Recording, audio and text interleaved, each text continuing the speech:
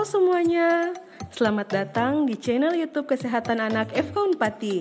Hari ini kelompok kami akan membahas tentang sistem scoring nyeri pada pasien picu dan nicu, serta perhitungan balance cairan pada pasien picu dan nicu.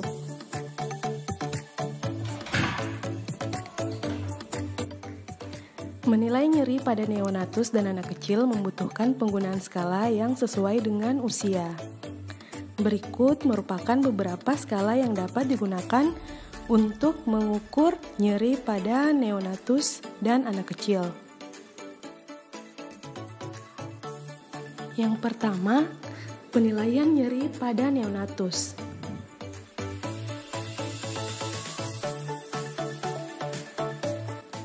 Skala yang pertama itu ada skala NIPS atau Neonatal Infant Pain Scale. NIPS yang pertama dilihat dari ekspresi wajah. Apakah wajahnya tenang, netral, atau apakah otot-otot wajahnya itu tegang dan apakah alisnya itu berkerut. Selanjutnya nilai tangisan dari bayi. Apakah tenang dan tidak menangis? Apakah ada mengerang dan lemah intermiten? Apakah menangis kencang, melengking, dan terus-menerus? Selanjutnya yang kita nilai adalah pola nafas. Apakah anak bernafas biasa? Atau ada teriakan irregular, lebih cepat dibanding biasa? Adanya menahan nafas dan ada tersedak atau tidak? Selanjutnya yang kita nilai adalah tungkai. Jadi pada tungkai ini kita lihat apakah ada ketegangan atau kekakuan pada otot-otot tungkainya. Yang terakhir, kita nilai tingkat kesadaran dari bayi. Apakah bayinya tenang, tidur lelap atau bangun? Ataukah dia sadar tapi gelisah? Untuk interpretasi daripada NIPS atau Neonatal Infant Pain Scale, yang pertama, skor 0 itu berarti tidak memerlukan intervensi. Skor 1 sampai 3 itu berarti membutuhkan intervensi non-farmakologis. Skor 4 sampai 5 itu memerlukan terapi analgetik non-opioid, dan skor 6 sampai 7 memerlukan terapi opioid. Skala yang kedua yang bisa digunakan ada skala NFCS atau Neonatal Facial Coding System. Pada NFCS yang bisa kita nilai yang pertama itu lihat apakah ada penonjolan pada alisnya. Lalu selanjutnya apakah bayi tampak memejamkan mata atau tidak. Lalu bisa kita lihat apakah garis nasolabial dari bayi ini tampak dalam atau tidak. Apakah ada tampak bibir terbuka, mulut teregang. Lalu perhatikan bagaimana lidah dari bayi, apakah ada penonjolan dari lidah. Lalu apakah lidah ini tampak tegang atau tidak. Lalu lihat juga dagu dari bayi tampak gemetar atau tidak. Untuk interpretasi pada Neonatal Facial Coding System ini dikatakan nyeri jika skornya sudah lebih dari atau sama dengan 3. Dan yang terakhir ada PPIP atau Premature Infant Pain Profile. Skala PPIP ini dapat digunakan pada bayi usia 0 sampai 3 bulan untuk memantau rasa sakit pada bayi yang prematur dan pada bayi yang cukup bulan. Pada PPIP, indikator yang biasa kita gunakan yang pertama, kita nilai apakah ada perubahan denyut jantung dari bayi. Lalu yang kedua, kita lihat apakah ada penurunan saturasi oksigen. Kemudian kita juga lihat apakah ada tonjolan alis, ada kernitan mata, dan bagaimana kerutan nasolabial. Untuk interpretasi daripada Premature Infant Pain Profile, jika skornya kurang dari 6, itu berarti tidak nyeri atau nyerinya minimal. Jika skornya 7 sampai 12, berarti nyeri sedang. Dan jika skornya lebih dari 12 berarti nyeri hebat. Selanjutnya, sistem scoring nyeri pada pasien picu. Sistem scoring nyeri pada pasien picu bergantung pada usia anak. Oleh karena itu, digunakan beberapa skala penilaian. Yang pertama, untuk anak usia di atas 7 tahun dapat digunakan Visual Analog Scale atau VAS. VAS ini merupakan cara yang paling banyak digunakan untuk menilai nyeri. Skala linear ini menggambarkan secara visual gradasi tingkat nyeri yang mungkin dialami seorang pasien.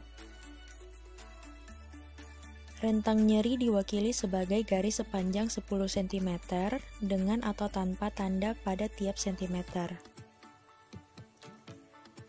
Tanda pada kedua ujung garis ini dapat berupa angka atau pernyataan deskriptif. Ujung yang satu mewakili tidak ada nyeri, sedangkan ujung yang lain mewakili rasa nyeri terparah yang mungkin terjadi.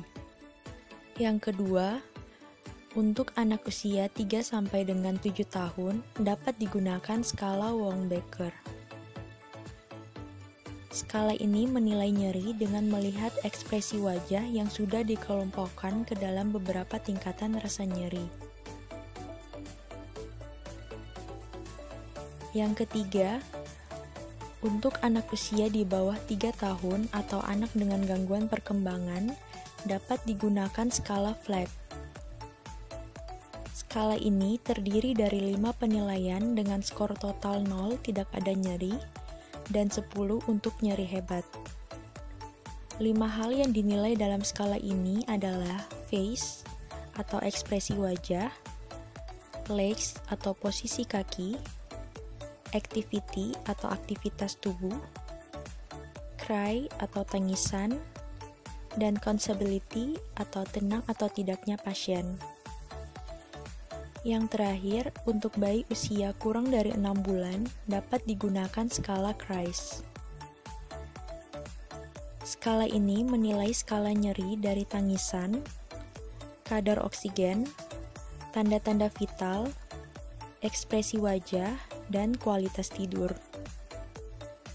Sama halnya dengan skala Flag, skala ini juga terdiri dari 5 penilaian dengan skor total 0 tidak ada nyeri dan 10 untuk nyeri hebat. Untuk pembahasan selanjutnya, kita akan membahas mengenai balance cairan pada neonatus dan juga pediatrik. Balance cairan merupakan suatu tindakan untuk mengetahui keseimbangan cairan dalam tubuh. Rumus dari balance cairan didapatkan dari input dikurang output, yang mana input merupakan cairan yang masuk ke dalam tubuh pasien, mencakup cairan parenteral, cairan enteral, dan air metabolisme. Cairan parenteral adalah semua cairan yang masuk intravena seperti infus, transfusi, injeksi, dan juga koreksi albumin. Sementara untuk cairan enteral merupakan semua cairan yang masuk via oral seperti susu maupun obat. Selain itu, air metabolisme didapatkan dari metabolisme makanan. Output merupakan cairan yang keluar dari tubuh pasien yang mana terdiri dari IWL dan SWL. Sementara IWL merupakan cairan yang terlihat jelas melalui kulit ataupun saluran nafas. Besaran IWL pada neonatus dipengaruhi oleh berat badan. Berikut tabel IWL untuk neonatus. Sementara IWL pada anak didapatkan dari 30 dikurangi usia anak dalam tahun dikali berat badan dalam satuan kilogram. Misalnya, pada anak usia 2 tahun dengan berat badan 15 kg, maka didapatkan IWL-nya 30 dikurang 2 dikali 15 dan hasilnya 420 cc. Jika pada suhu tinggi, maka digunakan rumus IWL ditambah 200, suhu tinggi dikurangi 36,8 derajat Celcius. SWL merupakan kehilangan cairan tubuh yang dapat dilihat ataupun dapat diukur. Contohnya yaitu feses, urin, cairan lambung, cairan muntahan, dan juga cairan dari kolostomi. Untuk mengukur air metabolisme, menurut Iwasa M dan Kogoshi S, didapatkan usia balita 1-3 tahun 8 cc per kilogram berat badan per hari. Usia 5-7 tahun 8-8,5 cc per kilogram berat badan per hari. Untuk usia 7-11 tahun 6-7 cc per kilogram berat badan per hari. Dan untuk usia 12-14 tahun 5-6 cc per kilogram berat badan per hari. Untuk urin dapat kita lakukan perhitungan dalam 24 jam, di mana jika pasien dipasang kateter, maka dapat dihitung dalam ukuran di urobag. Dan jika tidak terpasang, maka pasien harus menampung urinnya. Biasanya, urin dapat ditampung di botol air mineral dengan ukuran 1,5 liter. Berikut adalah contoh kasus untuk perhitungan balance cairan. Dengan kasus, anak X usia 2 tahun dengan berat badan 13 kg dirawat hari kedua dengan DBD, dengan keluhan rewel, tidak nafsu makan, malas minum, dan demam. Berdasarkan pemeriksaan fisik, didapatkan data keadaan umum terlihat lemah, kesadaran kompos mentis, TTV untuk heart rate 100 kali per menit, suhu 37,3 derajat Celcius. Ditemukan adanya PTQ di kedua tungkai kaki, makan 24 jam hanya 8 sendok, dan untuk minum 24 jam 2 botol air mineral ukuran sedang 600 cc. BAK per 24 jam 1100 cc. Pasien mendapat infus RL 900 cc per 24 jam. Dari hasil pemeriksaan lab, trombosit terakhir didapatkan 50.000. Berapa balance cairan pada anak ini? Untuk perhitungannya, sesuai skenario didapatkan input cairan untuk minum 1200 cc, infus 900 cc, dan air metabolisme 104 cc. Didapatkan dari 8 cc dikalikan 13 kg. Dijumlahkan, didapatkan hasil 2204 cc. Sementara untuk output cairan, urin 1100 cc, dan untuk IWL 364 cc. Didapatkan dari 30 dikurangi usia 2 tahun dikalikan 13 kg. Dijumlahkan, didapatkan hasil 1464 cc. Balance cairan didapatkan dari input dikurangi output, sehingga didapatkan 2204 cc dikurangi 1464 cc, dapatkan hasilnya 740 cc. Kemudian perhitungan selanjutnya jika suhu tinggi didapatkan dari IWL ditambah 200, suhu tinggi dikurangi 36,8 derajat Celcius.